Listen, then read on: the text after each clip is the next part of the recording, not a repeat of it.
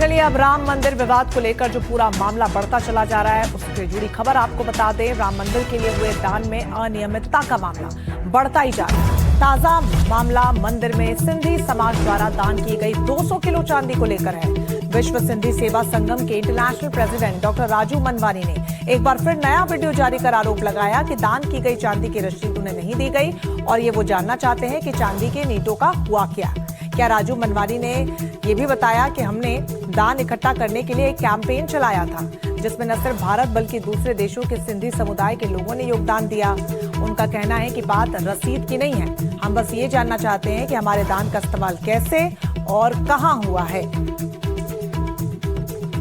मैं मुंबई सब ने दान किया था तो हम लोगों ने कभी वो सोचा भी नहीं था कि इस तरह की बातें हो सकती है कि वो चांदी सही जगह जा रही है कि नहीं जा रही है। यह तो इन दिनों में जब हम लोगों ने देखा कि टीवी के ऊपर ये सब चालू है तो हमने सोचा कहीं ऐसा तो नहीं कि हमारी भी चांदी कहीं मिसयूज की गई है।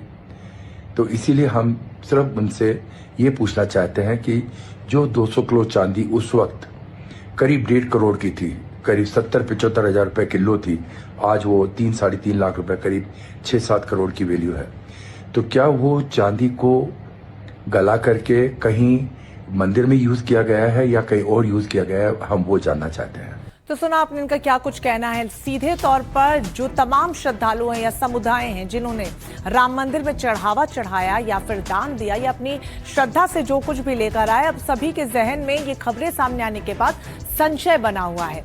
विश्व सिंधी सेवा संगम के अध्यक्ष डॉक्टर राजू मनवानी ने एनडीटीवी के सामने भी वो आए एक्सक्लूसिव दावे किए हैं। सुनिए क्या कुछ वो कह रहे हैं। हमारे साथ डॉक्टर राजू मनवानी जी हैं जो कि नेशनल प्रेसिडेंट है सिंधी सेवा संघ के। सर, क्या डोनेट किया था और अब क्या भावना है कि आखिरकार उसका क्या हुआ? 26 जनवरी 2021 के अंदर हम लोगों ने पूरे सिंधी समाज ने पूरे नॉट ओनली हिंदुस्तान, करीब 10-12 कंट्रीज से हमारे भाइयों ने 200 किलो चांदी डोनेट की। आदरणीय चंपत राय जी के अयोध्या के परिसर के अंदर ही दिल्ली में उनसे मुलाकात आई थी, उन्होंने अयोध्या बुलाया तो 26 जनवरी को हम सब लोग जाकर के 200 किलो चांदी उनको भेंट की और दान दिया। तो हम लोगों ने कभी पूछा नहीं कि उस वक्त रसीद ले नहीं पाए हम लोग, बोले वो पहले चेक करेंगे, सब कुछ होगा उसके बाद में आपको अपडेट किया जाएगा। 6 साल हो गए थे ये, तो टीवी के ऊपर न्यूज़ देखी तो हमें पता चला। तो मतलब आपको रसीद भी नहीं दी गई है? जी नहीं, रसीद वगैरह हमें कुछ नहीं है और कहाँ यूज़ किया गया है वो भी पता नहीं है। तो हमारे सब भाइयों के फ़ोन आने लगे कि भाई आजकल टीवी के ऊपर ये जो सब कुछ चल रहा है तो क्या हमें पता चलेगा कि हमारी 200 किलो चांदी कहाँ गई। और जहाँ तक जानना चाहता हूँ मैं कि किस रूप में आपने भेंट की थी? ईंट के तौर पर? हाँ, 1-1 किलो की चांदी की ईंट है, उसके फोटोग्राफ्स और वीडियोग्राफ मैं अभी आपको देता हूँ। वो बाकायदा उसके ऊपर हमारे सिंधी समाज के जो कुल गुरु हैं साईं झूलेलाल जी, उनका फोटोग्राफ भी है।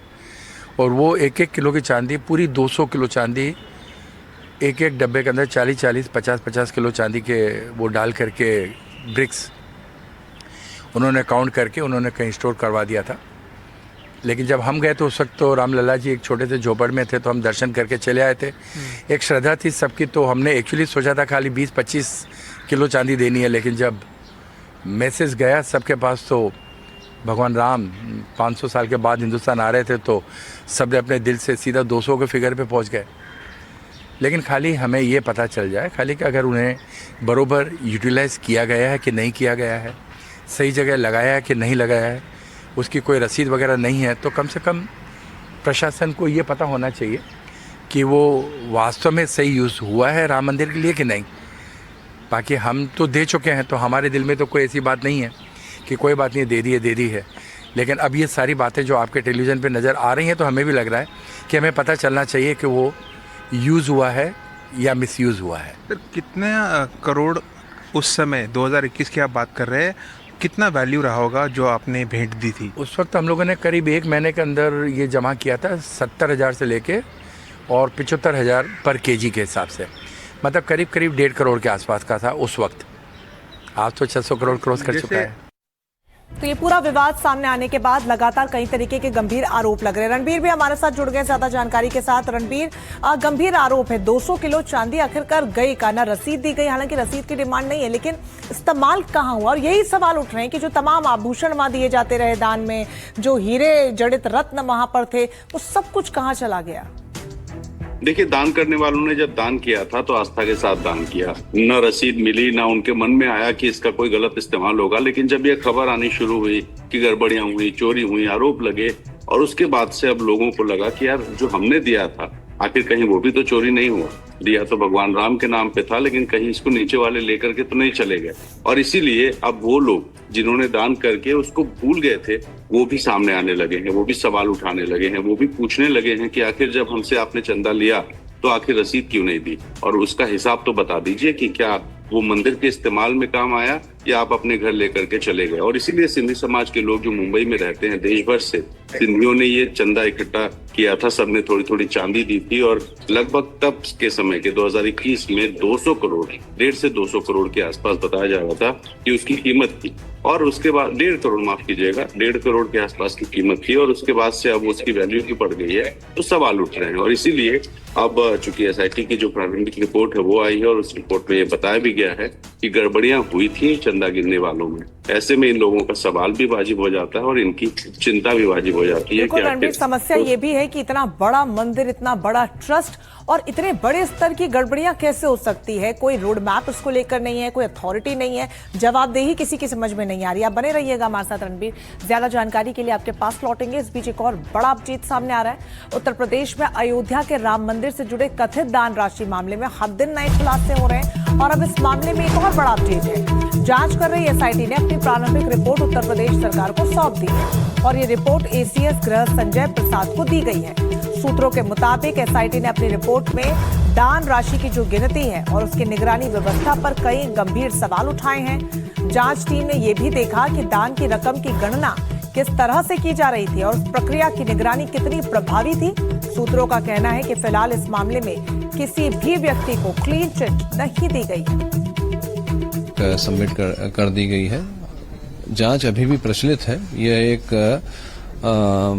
प्रथम प्रतिवेदन है, जांच रिपोर्ट का फर्स्ट पार्ट है, और जांच अभी प्रचलित है। जो अभी तक जो चीजें संज्ञान में आई हैं, प्रकाश में आई हैं, उसको जो हमारी सामने आया उसको हमने अभिलिखित करते हुए अपनी रिपोर्ट प्रस्तुत की है। ये फर्स्ट रिपोर्ट है, जो अभी हमारी फाइनल लास्ट रिपोर्ट है वो उसके बाद प्रस्तुत की जाएगी। ये हम प्रयास करेंगे कि 10 से 15 दिन के अंदर फाइनल रिपोर्ट भी प्रस्तुत करें। जिसके पास भी आरोप है कृपया कैमरे पर जाएं, उनकी स्वतंत्रता है, लेकिन एसआईटी के सामने जरूर जाएं।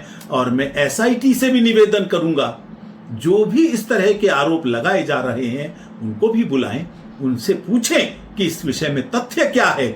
जो सत्य पाता है दोषी व्यक्ति दंडित होना चाहिए, ये हमारा पक्का विश्वास है। रणबीर लगातार हमारे साथ बने हुए हैं इस पूरी खबर पर ज्यादा जानकारी के साथ। रणबीर, निगरानी कैसे की जाती थी, कौन लोग निगरानी करते थे, काउंटिंग कैसे होती थी, ये बहुत छोटी छोटी बातें हैं, लेकिन अब जब ये निकलकर सामने आ रही है तो बहुत बड़ा इम्पैक्ट इसका है कि जब इतने बड़ी तादाद में चढ़ावा चढ़ता रहा, कोई प्रोसीजर नहीं था उसका। शुरुआती रिपोर्ट में तो ये खुलासे हो रहे हैं। देखिए, ये बात तो हम पहले से कह रहे हैं कि प्रोफेशनल तरीके से वहां पर चंदा और चढ़ावा जो आता था उसको गिनने का या उसको जमा करने का या उसका हिसाब किताब रखने का तरीका नहीं था। अपने लोगों को रखा गया, अपने खास लोगों को वहां पर इस काम में लगा दिया गया कि जाओ चंदा गिनो, और गिनने के बाद जो गड़बड़ी आई वही एसआईटी रिपोर्ट में भी शुरुआत में जो पता चला है कि इनिशियल प्रोब रिपोर्ट में ये कहा गया है कि जो चंदा गिनने का काम होता था उसमें भी कुछ गड़बड़ियां थी, और जो लोग थे वो भी अपनों की वजह से, यानी कोई रिश्तेदार या कोई जानने वाला या कोई बेहद करीबी, उसको उस काम में लगा दिया गया। जबकि जब कुछ लाख रुपए की बात होती है तब भी लोग ढूंढते हैं कि कोई अकाउंटेंट मिल जाए। जब करोड़ों में बात आती है तो सीए और कंपनी सेक्रेटरी आ जाते हैं। यहाँ तो हजारों करोड़ रुपए की बात थी, लेकिन फिर भी कोई मोहल्ले का आदमी आ गया, वो करीबी है, कोई अपना रिश्तेदार कहीं से बुला के बैठा दिया। और इसीलिए एसआईटी ने ये कहा है कि उन्हें कुछ समय भी चाहिए, और फाइनल रिपोर्ट के पहले हो सकता है कि वो फिर से अयोध्या जाए, हो सकता है कुछ कैरेक्टर्स को बुला करके पूछताछ की जाए, क्योंकि ये मामला बहुत बढ़ गया है। बढ़ इसलिए नहीं गया है कि राजनीतिक आरोप प्रत्यारोप लग रहे हैं, बल्कि बढ़ इसलिए गया है क्योंकि एसआईटी की जो इनिशियल रिपोर्ट है उसमें गड़बड़ियां सामने आई हैं।